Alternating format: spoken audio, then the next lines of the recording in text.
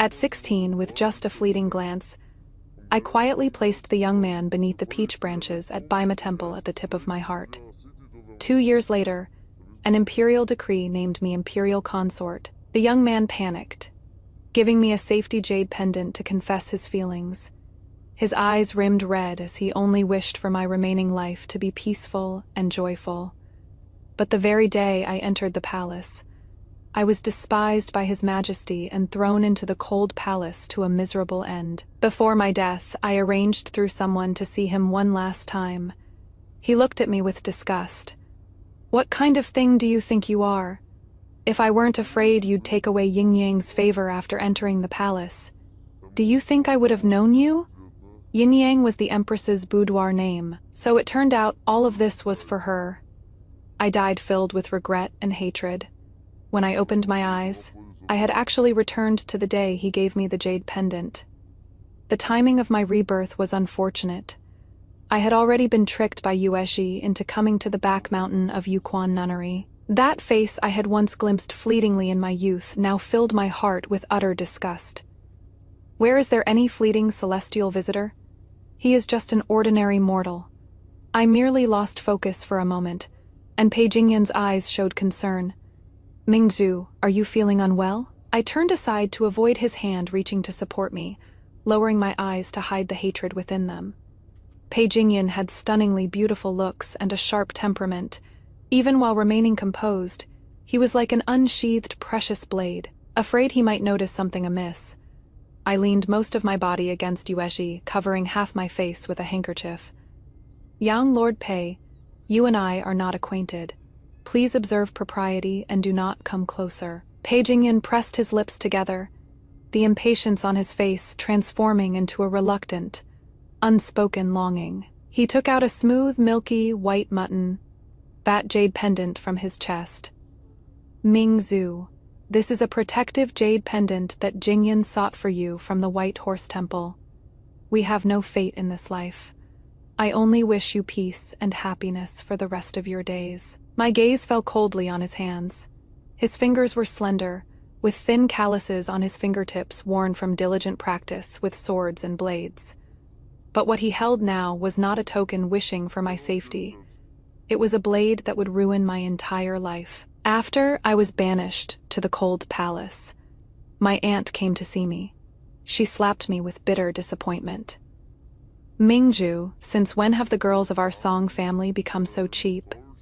You were secretly exchanging tokens with Pei Jingyan before entering the palace.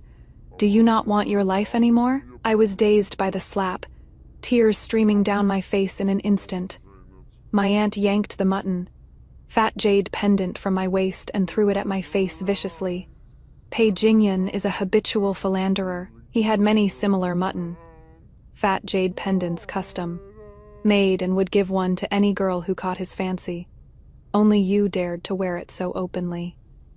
My face stung with burning pain, yet my whole body felt as if plunged into an icy hell, even my bones trembling. I clutched the hem of my aunt's skirt, my head hitting heavily against the green bricks, my desperate pleas mixed with blood and tears echoing through the empty palace chamber. Aunt Mingzhu didn't. Mingzhu did meet young Lord Pei before entering the palace, but Mingzhu never accepted his jade pendant. This white jade clasp was put on me by Yueshi. I didn't know where it came from. My aunt's voice was utterly despondent. "Mingzhu, had I known you were raised to be so naive, I should never have agreed to let you enter the palace. The Song family has been reprimanded by imperial decree. Your father, as the leading figure of the literary world, has lost all face and has already retired to his hometown. The Song family's reputation for strict propriety and scholarly righteousness is completely ruined." I gathered my hatred, slowly letting it seep into a smile as gentle as spring breeze. In my past life, I didn't accept Pei Jingyan's jade pendant, and even left resolutely after he expressed his feelings. Yet that jade pendant still ended up on me the very day I entered the palace, directly leading to my dethronement and causing my upright and principled father to be consumed by grief. In just a few short years, he became bedridden with illness and passed away in sorrow. The Song family, known for passing down etiquette and inheriting scholarly traditions, was thereafter branded with the stigma of failing to discipline their daughter, and thus fell into decline. Under Pei Jingyan's gaze, I extended my fingers and gently picked up the jade clasp. "How thoughtful of you, young Lord P." Perhaps he didn't expect me to be so compliant, that the pearl of the Song family, a paragon of feminine virtue, would so easily yield to him. Mockery surfaced in his eyes, his countenance beneath the gold, framed jade fan utterly arrogant. I suddenly smiled and turned to leave. "Pei Jingyan, you are willing to devote everything for Xiying, to keep the emperor and empress harmonious, and the harem peaceful. I simply won't let you have your way." 3 months later, when lotus fragrance filled the air, I entered the palace gates with great fanfare, my dowry maid replaced by Chuangji. In Fungi Palace, I removed the elaborate palace attire and gazed intently at the exquisitely beautiful face in the mirror. On looks alone, I was no less than the empress who outshone all beauties. And moreover, the empress dowager was my own aunt. Even if the emperor and empress were deeply in love, I still had the power to fight. No wonder she was afraid. In my previous life, on the day I entered the palace, I first went to pay respects to the emperor and empress. As the emperor gazed at me with amazement in his eyes, the empress nonchalantly pointed at the jade pendant at my waist. "It does look somewhat familiar." Yuechi lowered her head behind me. "This jade pendant is Mrs. treasured possession. She would never part with it easily." The emperor's face darkened until it could drip water, when he ordered people to drag me away. Whether from guilt or reluctance to watch, the magnanimous and gentle empress closed her eyes. The corners of my lips slowly curved into a smile, my eyes lifting slightly, adding a hint of elusive allure to my ethereally beautiful appearance. "Your Majesty the Empress, we're about to meet again. I just don't know if you'll like this meeting gift." That day, Mother captured Yueji and gave the signed confession to Father. Father cursed the Pei family for being underhanded and made a big show of throwing Yueji at the gates of the genuine Marquis Manor. A single phrase, "To have a son like Pei Jingyan is to shame one's ancestors," pushed the genuine Marquis Manor into the eye of the storm. In the serene and grand palace chambers, the candles burned bright. I gestured for Guangji to help me remove the hairpins and ornaments from my head. "Let's rest." "But Your Highness, His Majesty hasn't come yet." "Tonight His Majesty will stay with Her Majesty the Empress. He won't be coming." The Emperor, the Empress, and Pei Jingyan had grown up together since childhood, and their bond ran deep. The Emperor and Empress were deeply devoted to each other, vowing to grow old together. But after they married, Pei Jingyan suddenly changed. The proud and unrestrained young man began to indulge himself recklessly, until philandering became his nature. So, amid those rumors, the claim that young Lord Pei of the genuine Marquis Manor was obsessively entangled with a maidservant was easily believed. The genuine Marquis, who knew the truth, couldn't bear the charge of framing an imperial consort, so he could only swallow this loss in silence. He took Yueshi as a concubine for Pei Jingyan and beat him so severely with family discipline that he couldn't get out of bed for 3 months. The Pei Jingyan of now was no longer that dashing gentleman who had once been the most stunning in the capital. His reputation was ruined, and no respectable young lady from a proper family would marry him anymore. It was for Her Majesty, the Empress, that he had fallen to such a state. Therefore, whether to vent his anger or to make me lose face, she would keep His Majesty occupied tonight, and put me in my place. Sure enough, a palace servant came in to announce an edict. The palace servants in Fungi Hall exchanged glances, but I slept soundly through the night, despite Chuangji's worries. When I went to Jiaofeng Palace to pay my respects, the Emperor was also there. He was leaning lazily against the Empress, their posture intimate. I bowed down in obeisance, my etiquette so impeccable that no fault could be found. But the Empress clearly didn't want to give me face. She lowered her eyes without speaking, as if her gaze was glued to the teacup. For the time it takes to drink a cup of tea, whispers from the consorts around me could already be heard, and gazes of either disdain or curiosity fell upon me one after another. But I remained respectful throughout, my expression calm. The Empress couldn't go too far, so she could only tell me to rise. I staggered slightly but quickly steadied myself. I raised my head in the morning light and slowly broke into a smile at the Emperor and Empress. "This humble consort thanks your Majesty, and thanks the Empress." The consorts who saw my face clearly gasped, while the Empress set down her cup without a change in expression. The young Emperor instantly sat up straight, leaning slightly forward, his eyes filled with undisguised amazement. Indeed, the pearl of the Song family. When His Majesty left with me, the Empress's face darkened. After leaving Jiaofeng Palace, I tugged at His Majesty's sleeve and said slyly, "Actually, cousin doesn't need to accompany me to pay respects to the Empress Dowager. Mingzhu won't tattle." The Emperor looked somewhat embarrassed at having his thoughts exposed. He cleared his throat lightly and explained on behalf of the Empress. "Yin-Yang was feeling unwell last night, so the imperial consort has been put out." I easily believed his words, slipping my fingers into his wide robe sleeve and gently grasping his hand. He paused briefly, gazing at the distant eaves of Shuwa Palace, and never pulled away. The Emperor stayed at Shuwa Palace, chatting with the Empress Dowager for a while. Seeing that I truly had no intention of tattling, he left with peace of mind. "You are quite composed, after all. Not as foolish as your father said," my aunt remarked. Looking at the faint worry hidden in her eyes, I eventually teared up. In my previous life, I was confined to the cold palace, surviving entirely on my aunt's support. But after my maternal family fell from grace, my aunt was indignant that Pei Jingyan and the Empress had framed me. She wanted to seek justice for me, but eventually grew estranged from the Emperor. In the end, the Empress used the pretext of praying for the late Emperor to send her to Huangwei Temple, where she passed away not long after. My aunt paused. "There is no need to cry. I know you've been wronged. Among the 4 daughters of the Song family, your 3 older sisters are all renowned in the capital for their talents. Only you stand out for your beauty. When the Emperor wanted to select a Song girl for the palace, Shi Yingyang probably thought you would be the easiest to deal with, which is why she chose you. Mingzhu, you are beautiful, with a naive and endearingly innocent nature. In this imperial harem, these can be both weaknesses and strengths. You needn't worry. The Song family doesn't need you to bring glory to our clan.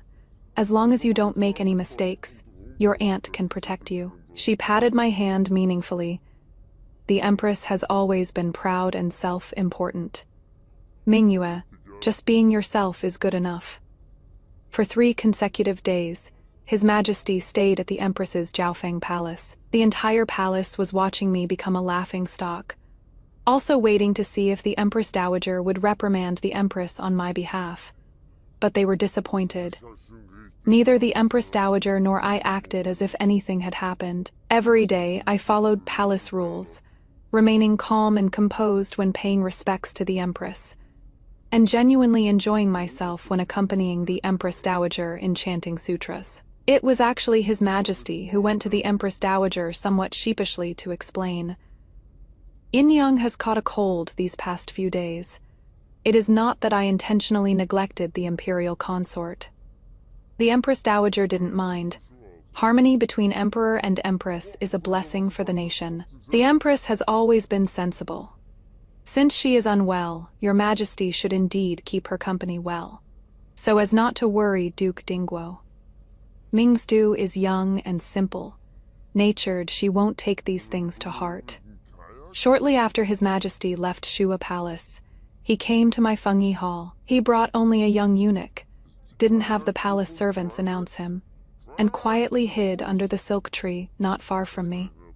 At that time, with my long hair loose, wearing a plain yellow gauze blouse, I was excitedly catching fat koi from the pond in the back courtyard with Guangji. I finally managed to net one, But before I could even be happy, the fat koi leaped out with the momentum of a carp leaping over the dragon gate, fiercely splashing water all over me and soaking my thin blouse through.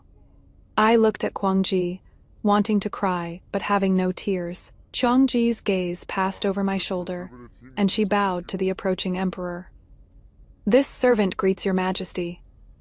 The emperor didn't look at her, and grabbed hold of flustered me. His burning gaze was like a deep whirlpool. "Noble consort, it is I who came too late. Once there is a first time, there will be countless more." The emperor had tasted the marrow and craved its flavor. In just half a year, I became unrivaled in the harem. I heard that the empress had quarreled with him several times. The emperor had humbled himself to coax her a few times, but the empress still showed no sign of calming down. The most serious time, after a huge fight between the emperor and empress, the emperor stormed out of Jiaofeng Palace in a rage, while the empress smashed precious porcelain all over the floor. When he came to Fengyi Palace, his face was already full of exhaustion. I lit a calming incense, then coaxed him with soft words to drink a bowl of sweet soup, massaged his shoulders and neck, and didn't speak to disturb him. The emperor furrowed his brow, and after a long while, asked me, "How did the empress become like this? She has always been gracious and proper, but lately she has been so ill-tempered." I knew he wasn't looking for an answer from me, so I just softly nestled against him. Sure enough, he let out a sigh. "Mingju, your Fengyi Palace is still the most comfortable place." The summer night was long and scorching, and I became a lotus swaying in the storm, growing ever more alluring on the turbulent waters. When His Majesty left, his steps were hurried, his refined and gentle face tinged with a hint of guilt. I poked my head out from behind him. "Cousin, you looked especially dashing today." His Majesty stumbled, finally turned back, and smiled helplessly. "Mingju, you..." After he left, I stepped barefoot onto the floor and snuffed out the incense expressionlessly. During the season when cold plum blossoms rivaled the snow, the Empress carried a food box to His Majesty's study. They stayed intimate for an entire afternoon, and when they came out, they were chatting and laughing. That night, His Majesty stayed at Jiaofeng Palace. The silver fox fur coat that should have been sent to my palace was suddenly draped over the Empress's shoulders. When I went to pay respects at Jiaofeng Palace, the Empress wrapped herself in the fur coat and made me kneel for a long time. She had changed a lot from when I first met her. She was still a bright and magnificent peony, yet now covered with gray dust. Even the light in her eyes had dimmed considerably. She and His Majesty were childhood sweethearts, growing up supporting each other along the way. Their feelings couldn't be called anything but deep, and the promises and sincerity of their youth were truly heartfelt. But time passes swiftly, and pure feelings became tainted with interests and rivalry, inevitably giving rise to scheming. It had been 6 years since the Emperor and Empress's grand wedding, yet no heir had been born in the harem. Even with His Majesty's consolation, the Empress was still thrown into disarray by my abundant favor. After the Emperor and Empress reconciled, she began trying various secret remedies for conceiving.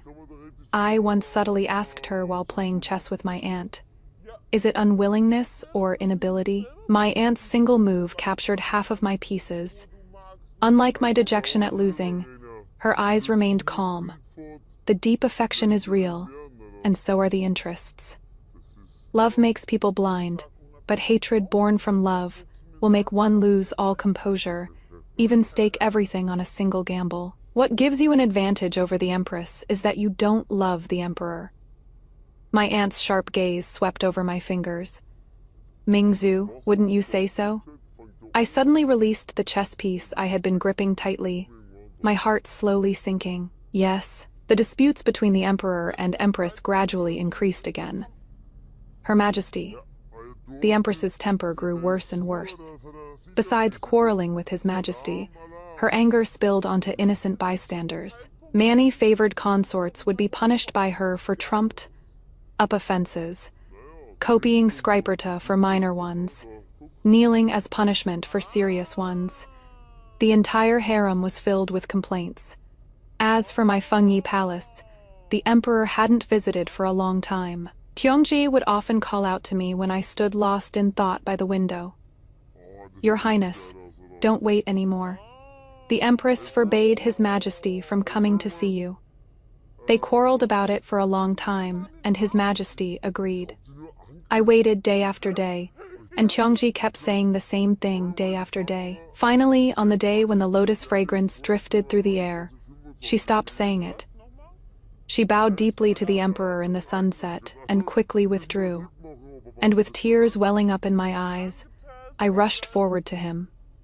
The young emperor, weary yet gentle, softly patted my back. I broke into a smile through my tears and led him by the hand into the inner chamber. I didn't ask him why he hadn't come for so long, nor did I complain to him about anything. I just clung to him softly and sweetly, lit a stick of calming incense as usual, brought out the sweet soup that had been kept warm all along, and gently loosened his long hair, massaging it stroke by stroke.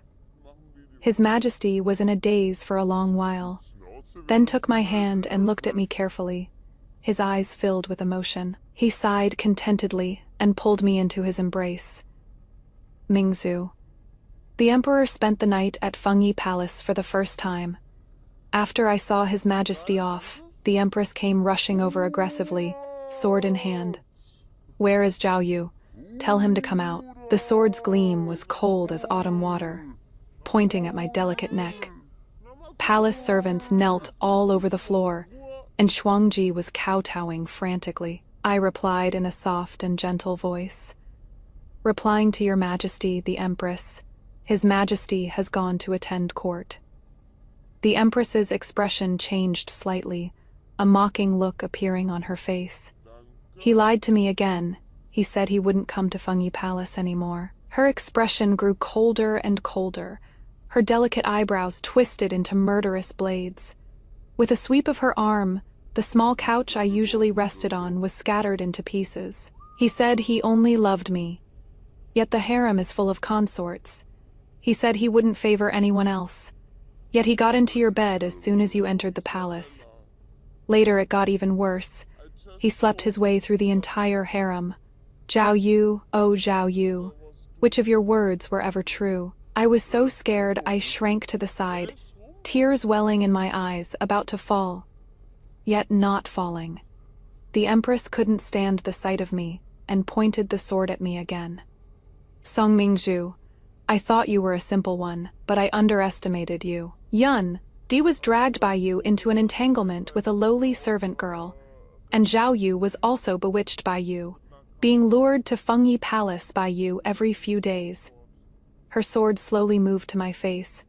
"I should destroy this seductive fox face of yours." Yin-yang, hurried footsteps of palace servants came from outside the hall. His Majesty was shouting outside the door. The Empress and I turned our heads at the same time, seeing the bright yellow hem of a robe quickly sweeping across the stone path, about to cross the threshold of the hall. "Cousin!" I gathered up my skirt and was about to run outside. The Empress's expression changed. The sword pointing at my face was subconsciously lowered, and as a result, it quickly slashed a wound on my arm. Blood instantly gushed out. I cried out in alarm, and my legs went weak. The Empress's expression slightly froze. She was just about to reach out and help me up, but was pushed aside by His Majesty, who rushed over.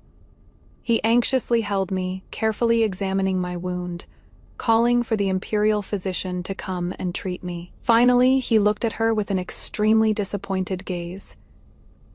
"Zhi-Yin-Yang, look at yourself. Do you still have any semblance of an empress?" The Empress's eyes were rimmed with red. She incredulously rubbed her arm that had been reddened by His Majesty's push. "Zhao Yu, you pushed me. You actually pushed me for her." The Emperor refused to meet her eyes. His voice cold. "Escort the Empress back to her palace." The Empress's tears fell non-stop. She laughed while wiping her tears. Fine. Zhao Yu, I'll leave. After saying that, she threw the sword aside and ran away crying. The sword fell and pierced His Majesty's clothes.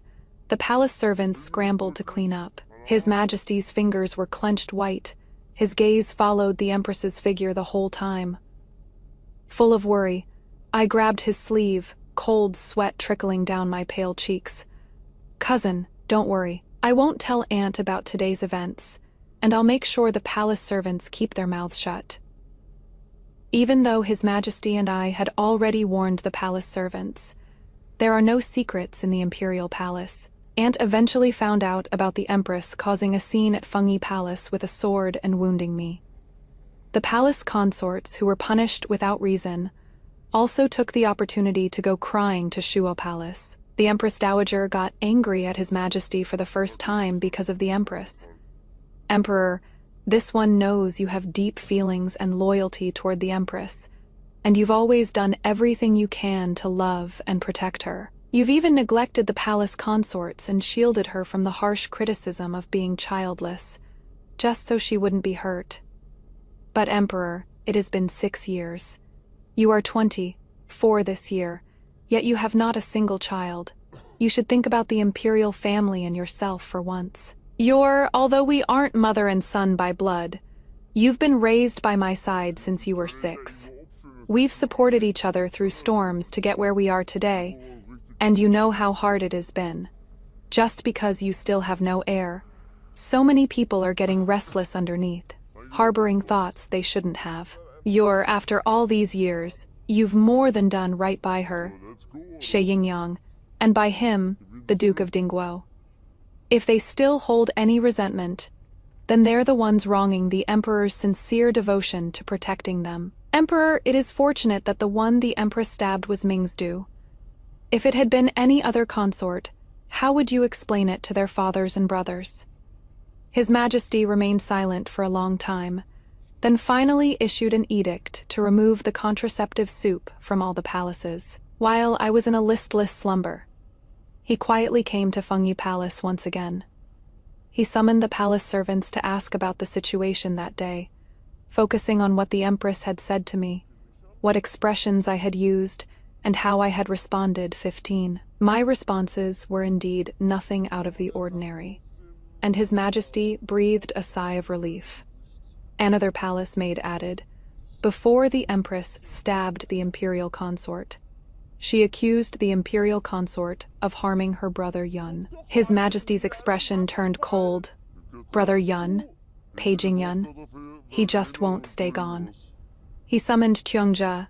"Did Ming's-du know Paging Yun?" Chuangjia thought for a moment. "You mean the young Lord Pei from the Genuine Marquis Manor who took a maidservant from the Song family as a concubine?"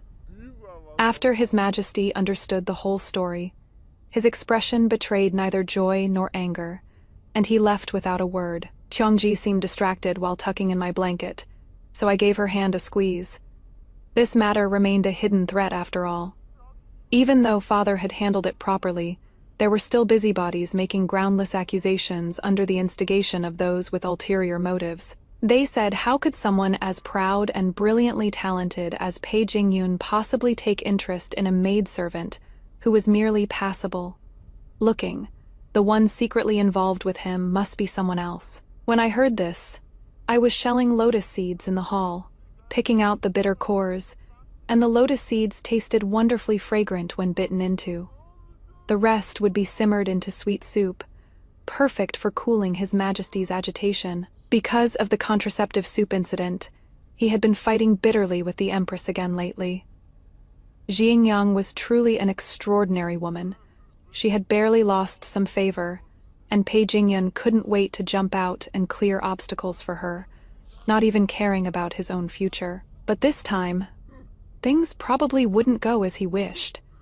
As soon as the rumor surfaced, Father dragged the Marquis of Jianyuan to court. In court, before all the civil and military officials, he furiously rebuked the Marquis of Jianyuan for failing to discipline his son, causing his son to behave improperly. Father eloquently listed dozens of charges to denounce the Marquis of Jianyuan and his son. In the end, disdaining to serve in the same court as the Marquis of Jianyuan, he resigned in anger. This left the uninvolved officials greatly alarmed, and the Marquis of Genuine, who had been nervously treading carefully, completely lost his composure. Father flicked his sleeves and glanced sideways at the Marquis of Genuine. I heard that young Lord P has a hunting beauties journal in his hands, detailing when, where, and to which young lady he gave a white jade clasp to show off. The officials who had been silent just moments ago froze, then bowed down one after another, demanding severe punishment for young Lord Pei and the Marquis of Genuine's household. Everything was already settled. Father strode away triumphantly under the ashen face of the Marquis of Genuine. His aspiration was to teach and nurture people. He had long harbored thoughts of retirement, just waiting to resign and return to Lin City to become the headmaster of Yuelu Academy. The Marquis of Genuine was also a decisive man. Before the emperor could issue a decree to punish the Marquis's household, he petitioned to replace his heir with his second son, Pei Huifeng, born of his second wife. The emperor agreed. When Pei Jingyun was young, he often wallowed in self-pity, resenting his father for remarrying after his mother's death. It was Shi Yingyang who consoled him, cared for him, and treated him like her own younger brother. She had always been the son he chased after.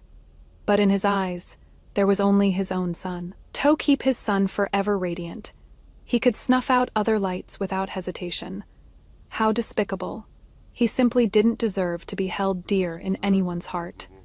When news of Pei Jingyan came again, it was already spring of another year. He was dead.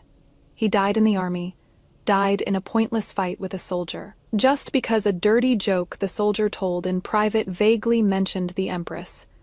He flew into a rage for his beauty and stabbed the soldier. Then he was swarmed and beaten by those who had long resented him. By the time the crowd dispersed, he had remained forever in that spring. Marquis Genuine was filled with regret. He and his first wife had shared a deep love, and Pei Jingyan was originally his most beloved child. In his grief, he went to make a scene at the Duke of Dinggua's mansion. After returning, his spirits declined, and he rarely even stepped out the door. Yet Pei Jingyan's death did not cause any ripples in the capital, because at that time, his son, the Empress, had no time to care about his life or death. Ever since the contraceptive soup was stopped in all the palaces, good news from the harem came one after another. No matter how the Empress tried to obstruct and make a fuss, counting all the consorts high and low, there were actually 8 who were pregnant. After learning this news, the Empress sat alone through the night in Jiaofeng Palace. The next day, her gaze was cold and sunken like never before. She didn't spare a single glance at His Majesty, who had stood with her outside Jiaofeng Palace gates all night. Beneath her elaborate attire and ornaments, her features were even more radiant, and her cold, aloof bearing in every movement was breathtakingly beautiful. Her beauty, blazing like the fierce sun, burned the eyes of the palace consorts and firmly captured His Majesty's gaze, making him rush impatiently to Jiaofeng Palace right after court for over 10 consecutive days. Her Majesty the Empress refused to see him. "My lady, Her Majesty the Empress is likely to regain favor." Chuangzi placed the cut flowers into the vase, a look of worry on her face. I just smiled without a word. Regain favor? Her Majesty the Empress had never fallen out of favor. The young emperor was deeply affectionate and sentimental. His earlier coldness toward the Empress was mostly a helpless compromise for the sake of heirs. Unfortunately, the Empress, trapped in love, couldn't see this.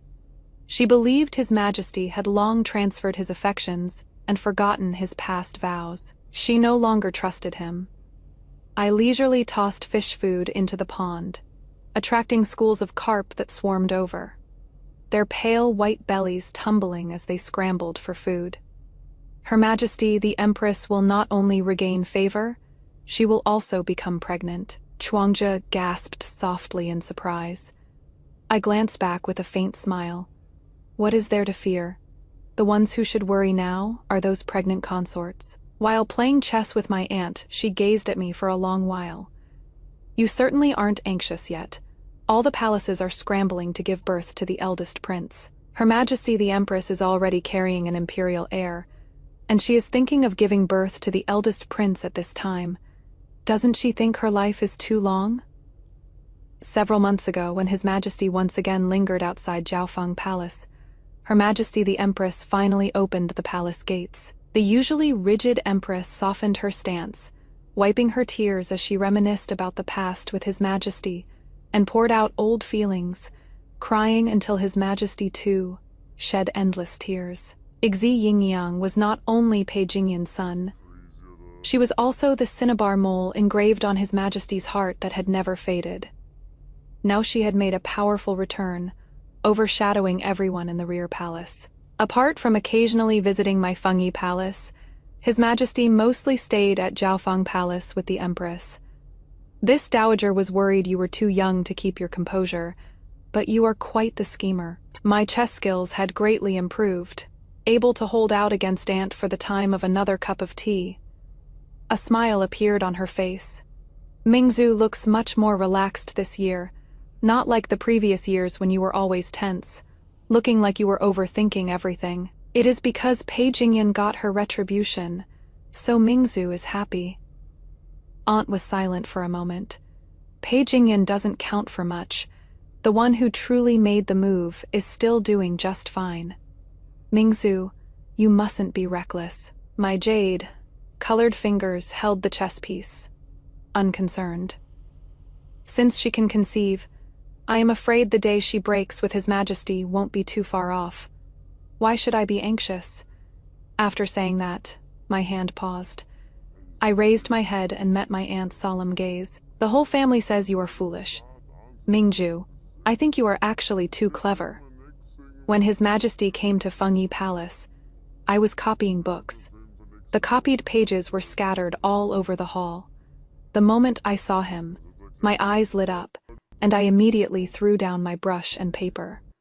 Cousin, save me. His Majesty playfully tapped my nose with a smile. How did Mingzhu offend the Empress Dowager to actually be punished with copying books? I naturally couldn't tell him the real reason, so I just complained coquettishly. It is just because Aunt thinks I am too young and not steady enough. She is afraid I might disturb the pregnancies of the consorts in other palaces, so she is keeping me confined here copying books. I wrapped my arms around him, pleading softly. Cousin, could you help me ask Aunt for mercy? Ever since the Empress forbade morning greetings from the other palaces, I only go to Shuwa Palace once a day. The rest of the time I am at Fengyi Palace, so there is really no need for me to copy books. His Majesty just smiled and didn't respond. Me aqua. Blue silk shawl wrapped around his arm, my slender white fingers lightly tapping his chest. In my dewy, adoring eyes, only his figure was reflected. The gloom that had gathered between his brows melted away, his eyes sparkling like a starry sky. Mingzhu, you really are a tantalizing little minx. His Majesty lowered his eyes and asked me, does Mingzhu want a child? I looked back at him openly.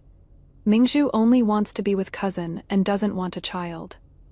Seeing that I wasn't just brushing him off, His Majesty tightened his grip on my hand. The women of the harem all want a child to secure their position.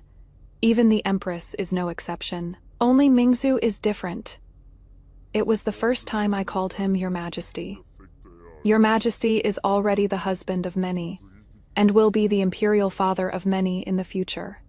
I only hope that in Fengyi Palace, Your Majesty is just Mingzhu's cousin. Ever since Her Majesty, the Empress, became pregnant, she had been very averse to the Emperor visiting Jiaofeng Palace. Every time the Emperor came out of Jiaofeng Palace, he would be in a bad mood. As Her Majesty, the Empress's belly grew larger and larger. The gloom between his brows accumulated layer upon layer, only easing slightly when he came to Fengyi Palace. The Empress and I were childhood sweethearts.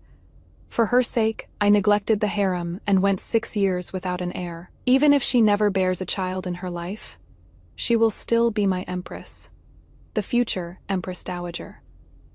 I even considered adopting a child from another consort for the Empress to raise. Yet, Why does she always refuse to understand my good intentions? Is having one's own biological child really that important? The Empress Dowager and I are not biological mother and son either. Yet, aren't we still just as loving and filial? Thinking of my aunt's fate in my previous life, I couldn't help but sneer. Of course it is different. If they were biological mother and son, how could he have let the Empress send my aunt to Huangjie Temple, and so easily destroyed her maternal family? But I just leaned docilely against his back, without saying a word, and he would always stroke my long hair at the end and say, "Mingju, you are still the best." He said it day after day, again and again. Subtly and imperceptibly, these words would always etch themselves into his mind, making him feel as if they were true. The Empress had a miscarriage. When she was 5 months pregnant, she started bleeding without any warning. It was a male infant that had already taken form. This incident was like a boulder crashing into shallow water, the ripples spreading throughout the entire rear palace, leaving everyone fearing for their own safety. After the Empress became pregnant, all her food, clothing, and daily necessities were handled by her own people. She had forbidden the concubines daily greetings, and rarely even left Jiaofeng Palace. Yet, despite being so careful, the child she had worked so hard to conceive still couldn't be saved. When he received the news, the emperor was in Fengyi Hall. He sat for a long time, his cold and stern face revealing no discernible expression. He methodically instructed the palace servants to handle matters, as if he had anticipated this situation all along. When he left, his shadow stretched long behind him, the dark color bleeding into his imperial robes, making his expression excessively somber. "Mingju, I am afraid I won't be able to come see you for a long time. Take care of yourself, and if you need anything, go to the Empress Dowager."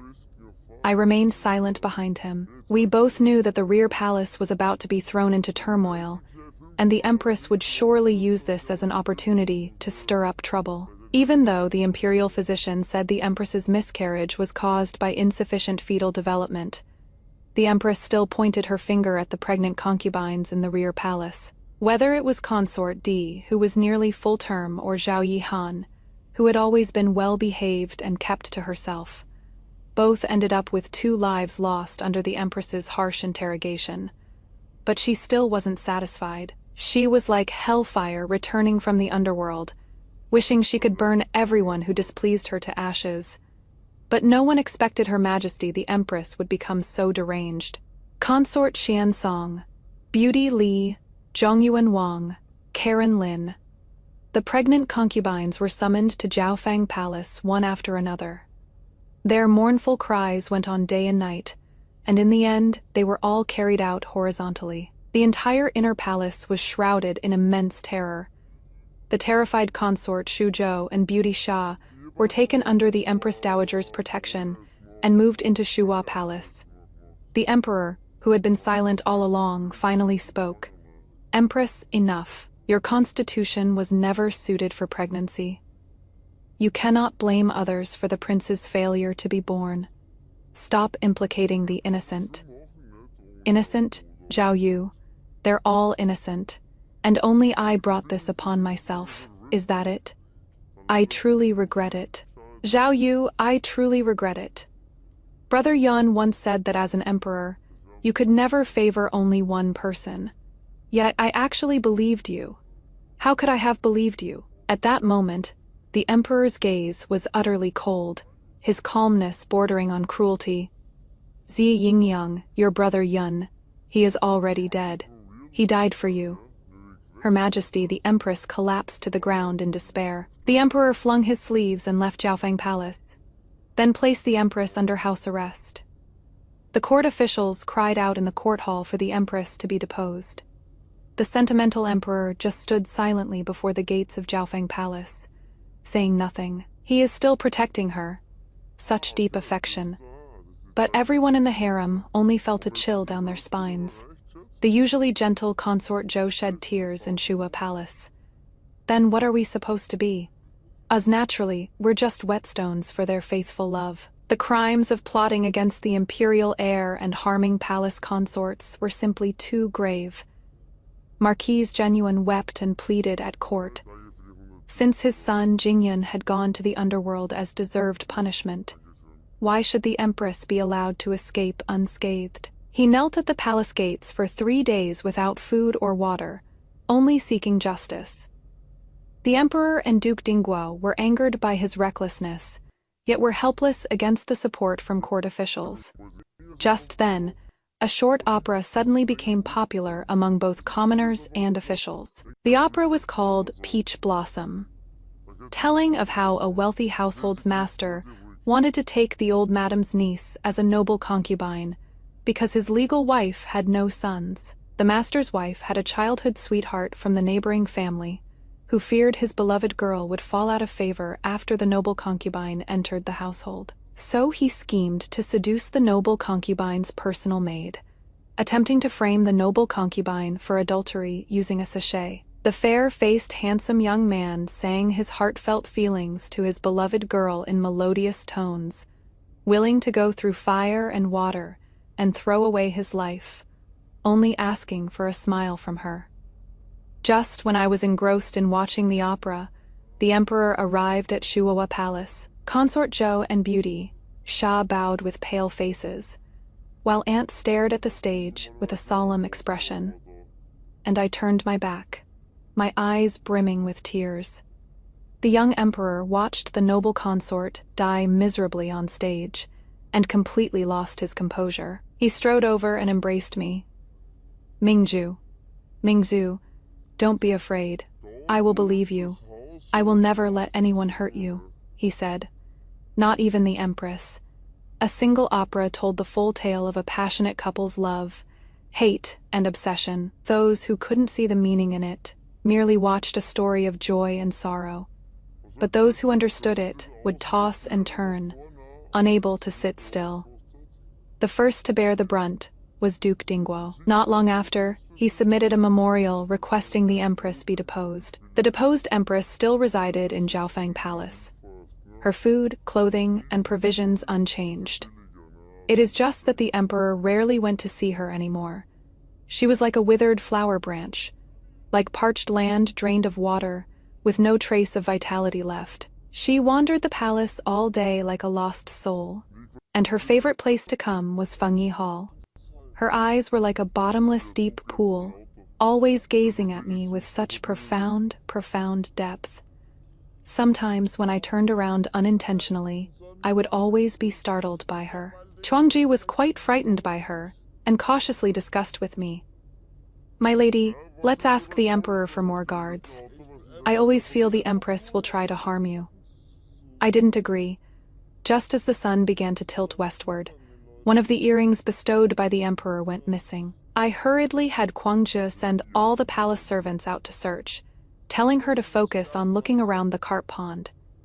I went by myself to the Tingfeng Pavilion, not far from Fengyi Palace, to wait for her. The Tingfeng Pavilion was very small, with sheer curtains draped between vines and flowering branches, making it only possible to vaguely make out the people inside. The wind must have picked up, as the flowering branches were trembling wildly. I lowered my head. Chuangji, I've been in the palace for 3 years now, constantly showered with favor, yet I've never conceived. I heard the imperial family has a sterilization potion. Just 1 dose causes lifelong infertility. Even if one were lucky enough to conceive, the fetus would miscarry midway. I hesitated. His Majesty is wary of my aunt, and favoring me is merely out of necessity. Do you think he might have mixed contraceptive medicine into the tonics he bestowed upon me? Chuangzhe, should I seek a renowned physician outside the palace to take a look? When Chuangzhe returned, I was staring absently outside the pavilion. The swaying, flowering branches through the layers of sheer curtains looked just like beasts choosing their prey to devour. Anxious expression appeared on her face, and she only relaxed when she saw I was unharmed. This servant just saw the deposed empress hurrying past from this direction, and feared something might have happened to you, my lady. Perhaps you saw wrong. I haven't seen her today. I sighed softly. Chuangji, the wind has picked up. Let's head back. When the emperor came to Fengyi Palace again, a palace servant from Shua Palace came to deliver good news. Consort Shuzhou had given birth to the eldest prince. I held his hand with genuine joy, and His Majesty finally relaxed after observing my expression. Mingju, you truly are the best after all. I merely hinted at it, and his eyes lit up brightly as he congratulated him. His Majesty pulled me into his arms, the deep affection in his eyes overflowing. Mingju, will you be my empress?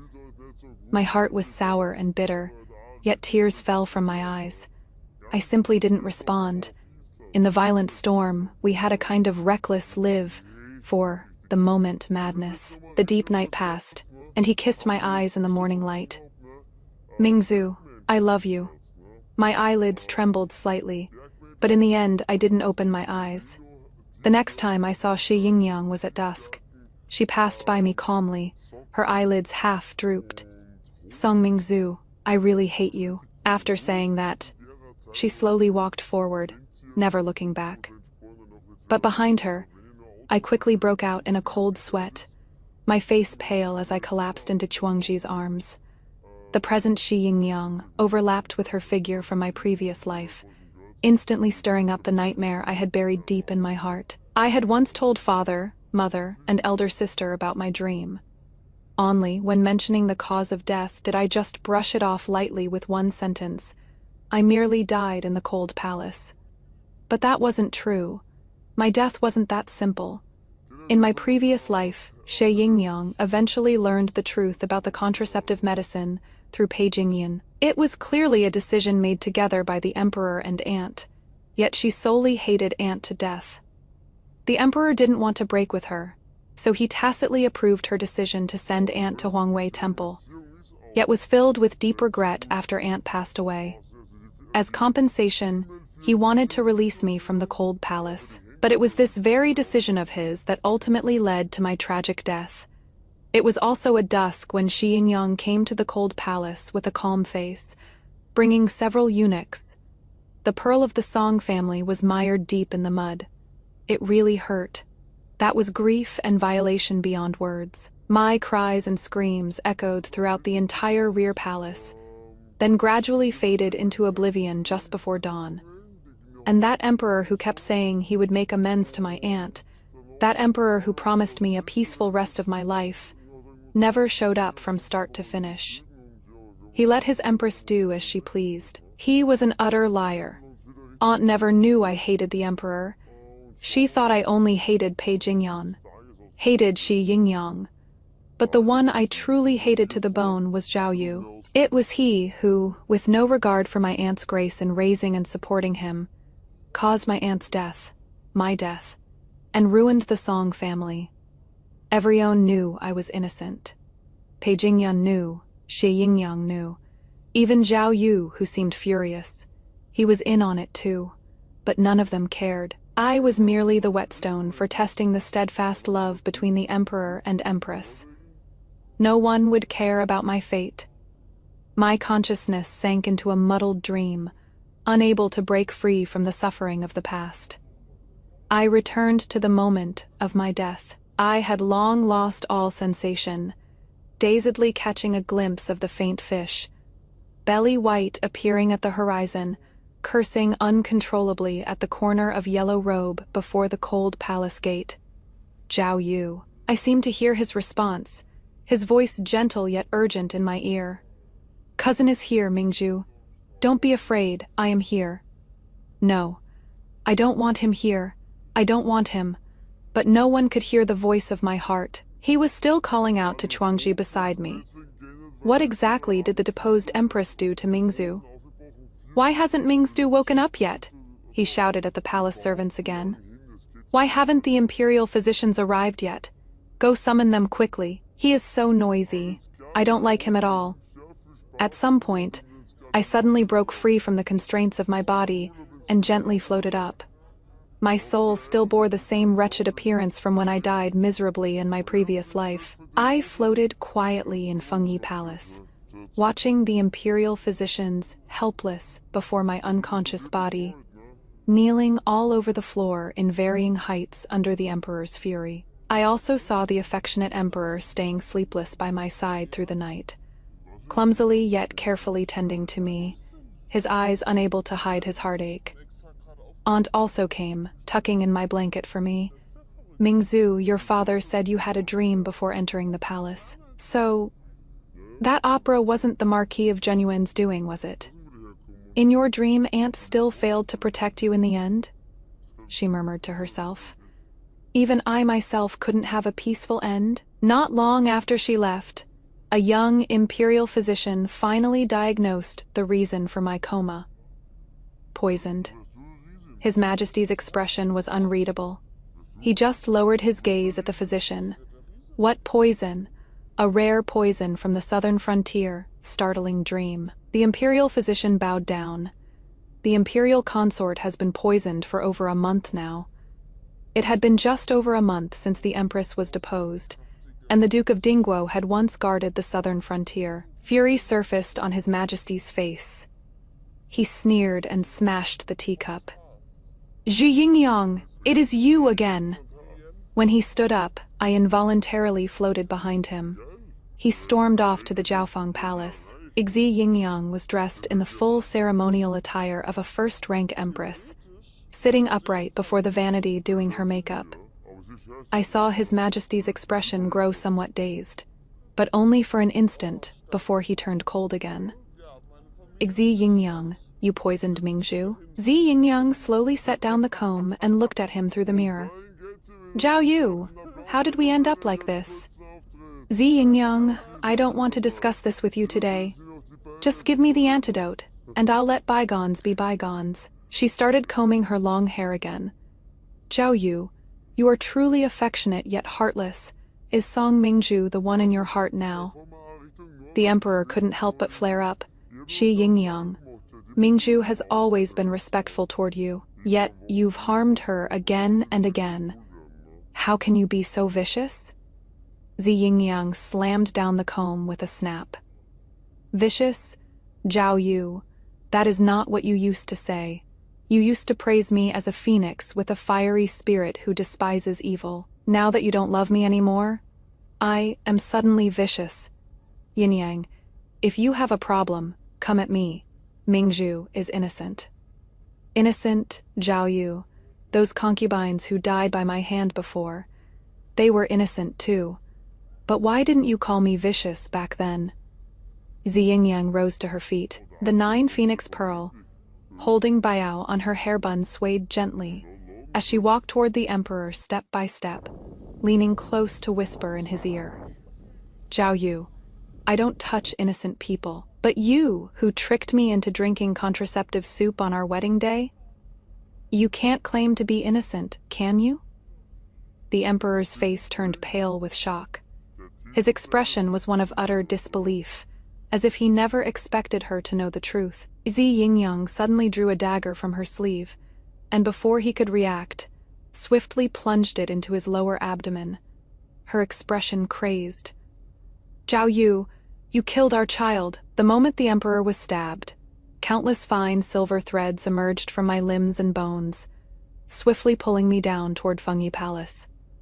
My tattered soul was gradually restored to its present, life formed by the silver threads, then sank heavily back into my slumbering body. When news of the emperor's stabbing reached Fengyi Palace, I opened my eyes. While the emperor remained unconscious, the imperial physician diagnosed that he had been poisoned. By then, Shi Yingyang had already been locked away. The Duke of Dingguo's household had their title stripped, and the whole family was banished to a bitterly cold land. I brought wine to see Shi Yingyang one last time. I won't be Zhao Yu's empress, nor will I be the empress dowager. Shi Yingyang, even though you've been deposed, you are still his only empress. Xi Yingyang held her back stiff, downed the wine I poured for her in one gulp, and her eyes reddened. I was always his empress. Song Mingzhu, if it weren't for you, I would have always been his empress. I just smiled at her. No, Once you learned the truth about the contraceptive medicine, you two were destined to torment each other. Sometimes, love alone isn't enough, especially when the two parties' statuses are fundamentally unequal. The two of them were destined to go from a perfect couple to bitter enemies. Zi Yingyang, I once saw you back when I was still in the boudoir. Tears welled up in my eyes as my thoughts drifted back to the distant past. Zi Yingyang glanced at me in confusion, and I continued. That year, you appeared at White Horse Temple dressed in pale men's clothing, looking like an extremely handsome young gentleman. Amid the peach blossom petals dancing in the air before the temple, you caught a girl who had fallen from a peach tree. In that moment, you were just like her light. But later, it was this very light that dragged her into a sunless hell. Zi Yingyang looked at me in a daze, a look of understanding appearing in her eyes. I asked her, how did the Shi Yingyang, who was once so passionate and true, fierce as wind and fire, who wanted to slay enemies at the frontier, how did she become like this? I didn't get her answer. Perhaps even she herself couldn't say why. I put away the wine pot and left, glancing at her. You don't need to look like you are waiting for the poison to take effect. There is no poison in the wine. She raised her head in surprise, unable to help asking me, Song Mingzhu, why? My feet didn't stop. The person Zhao Yu loves most now is you. Why would you do this? She spoke calmly behind me. The dagger I stabbed Zhao Yu with wasn't coated with poison. 30, I went to see my aunt. Before she could speak, I had already bowed down. This time, I told my aunt everything that happened in my past life. Completely, including my death. My aunt was overcome with grief, holding me and unable to speak, only choking out my name, Mingzhu, Mingzhu. Later, she asked me, can you really bear to leave the emperor, no matter what happened in your past life? His feelings for you in this life are genuine. I asked her in return, don't you blame him? My aunt wiped away her tears. Once again, the dignified and solemn Empress Dowager. After Shi Yingyang's brutal killing of the palace consorts, my aunt had learned the hard way about completely relinquishing power, and now the harem under her control was airtight once again. She looked at me meaningfully. It is a good thing that the emperor values feelings. I knew my aunt had her own plans, so I didn't say more. Besides, His Majesty has been drinking my sweet soup for 3 years, and how long he'll live is still unknown. My aunt warned me, still shaken. This time, you are not allowed to poison yourself again. Last time, we almost couldn't save you. It wasn't poison, of course. That year, the history books recorded only one line. In the 10th year of Yuan Zhen, the deposed empress set fire to Fengyi Palace, and the emperor coughed blood without cease. When my elder sister came to pick me up, my tears wouldn't stop flowing. Her expression faltered. If you really can't bear to leave, then just go back. The emperor dragged his sick body and rushed into the fire to save you. Several people could barely hold him back. He called your name as if his heart was being torn apart, every cry soaked in blood. Even I couldn't bear to hear it. I shook my head and said nothing. Me sister said, in the end, he even coughed up blood, so much blood. I quietly followed behind her. After a long while, my sister sighed softly with a relieved tone. Thank goodness, your brain isn't broken. She spat fiercely. Zhao Yu is just sick in the head. Think about it. He used to love Shi Yingyang like crazy, yet still didn't hesitate to give her contraceptive soup. He indulged Shi Yingyang's wrongdoings out of love and guilt, with no regard for anyone else's life or death. And then what? As soon as he fell for you, this gentle blade, he kicked Shi Yingyang until she coughed up blood. When Shi Yingyang collapsed, she shouldn't have called you cruel. The truly cruel one is obviously Zhao Yu. Let's stop talking about those unlucky things. Elder sister silently handed me a handkerchief, rambling on. Eldest sister is now a famous master of landscape painting. Each painting worth a fortune. She painted a whole basket for you. We'll sell them for money when we get back. XKTSK, know what second sister's been up to. She has been scolded to death by Auntie lately. Said instead of studying proper poetry and books, she went off to study commerce. Gotta say, she is making quite a bit. She had someone bring back lots of gems from overseas, for you to pick when you get back. Of course, the most impressive one is me. Your third sister here is now a teacher at Yuelu Academy, properly teaching a dozen or so students. Mingzhu, what about you? Is there anything you want to do? I replied between sobs. I want to write Jizixi plays in the future. I can write really, really well.